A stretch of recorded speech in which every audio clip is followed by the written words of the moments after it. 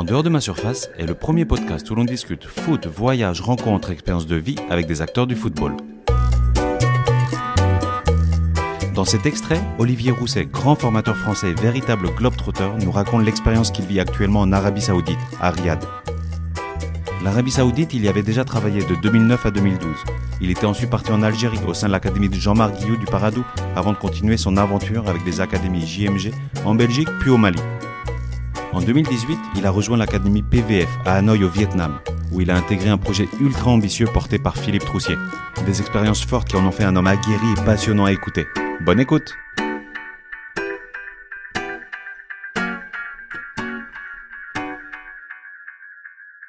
Les gens confondent le Qatar, les Émirats, l'Arabie Saoudite. On est encore un peu dans. Bon, il y a encore des gens en France qui me disent « Ah, tu veux partir en Arabie Saoudite, tu es à Dubaï ?» Non, je ne suis pas à Dubaï.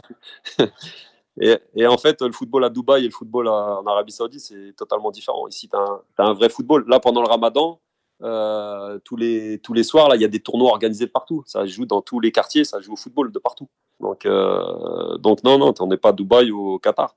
Les gens ne sont pas tous riches. Et donc, il y a du foot. Et il y a des coins retirés en Arabie Saoudite où il y a beaucoup de football sur des terrains en sable, des terrains en terre, où tu vois des vrais joueurs de foot. Après, tu sais aussi, ils ont ouvert... tu as beaucoup d'enfants issus de l'immigration ici, style Yémen, Soudan, Palestine. Donc, avant, les enfants qui étaient nés ici n'avaient pas le droit de jouer.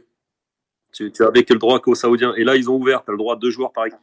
Donc déjà, encore, tu vois beaucoup surtout des enfants de l'immigration du Yémen. Et tu vois des super joueurs. Moi, j'en ai 2 dans ma catégorie. Top joueurs. De joueurs, vraiment top joueurs. Et t'en as plein dans la rue, des gamins comme ça issus de l'immigration. Avant, ils n'avaient pas le droit de jouer, maintenant, ils ont le droit de jouer. Par contre, ils n'ont pas la nationalité, ils ne vont pas jouer en sélection après. Si, ils pourront jouer en sélection après, okay. Ça, c'est sûr. Si c'est par exemple les 2 que j'ai, s'ils continuent leur progression, ils arrivent à un certain âge, avec les mêmes qualités. S'ils ont le talent pour un jour intégrer la sélection, ils leur donneront la nationalité. Ils sont beaucoup plus ouverts. Le pays c'est ouvert à tous les niveaux. Peut-être je vais mettre les pieds dans le plat, mais est-ce qu'il y a du foot féminin? Là, ils ont commencé le foot féminin. Donc les gros clubs ont leur équipe de foot féminin. Alors, ils essayent de faire pas mal de choses sur le foot féminin parce qu'ils aimeraient récupérer, l'Arabie Saoudite, ils sont à un moment où ils veulent tout récupérer. Je pense que comme ils ont vu que le Qatar organisait des choses, ils veulent ils vont organiser la Coupe d'Asie, ils veulent organiser la Coupe du Monde et ils veulent organiser, je pense, la prochaine ou la Coupe d'Asie d'après du foot féminin. Bon, après, ils partent de loin parce que il y avait pas de foot féminin avant, donc le niveau et puis bon, les filles à l'époque, il y a encore quelques temps, n'allaient pas jouer au foot dans la rue. Tu vois. Et ça, t'as vu une évolution en 10 ans? Tu vois un peu plus, ouais. Au niveau de la vie en général, ouais. C'est énorme. En fait, ça n'a plus rien à voir. Avant, tu sais, moi, je me suis fait la réflexion lors de mon premier passage. Je côtoyais que les Saoudiens qui étaient les dirigeants de clubs. Donc, les gens d'un certain niveau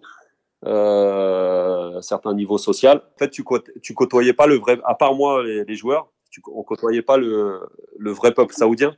Maintenant, tous les Saoudiens travaillent, que ce soit les femmes, les hommes. Donc, tu rencontres les chauffeurs de taxi, c'est des Saoudiens.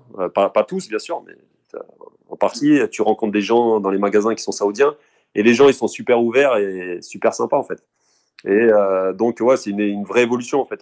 On découvre vraiment l'Arabie Saoudite et les Saoudiens. Tu vois, je trouvais que c'était un peuple assez fermé il y a un peu plus de 10 ans. Mais en fait, je trouve que c'est un peuple hyper ouvert maintenant. Ah ouais, et en fait, tu as une vie plus normale. Voilà, c'est peut-être pour ça que je suis revenu, pour avoir un vrai jugement sur les Saoudiens. C'est marrant, mais c'est comme ça.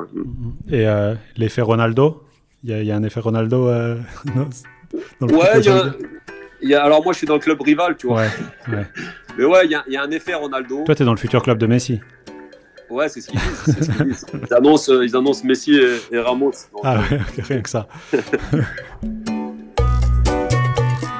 Voilà, vous venez d'écouter l'extrait du prochain épisode avec Olivier Rousset.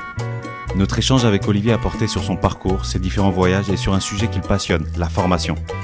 Ses expériences avec Jean-Marc Guillou et Philippe Troussier, 2 légendes françaises à l'international, lui ont énormément apporté.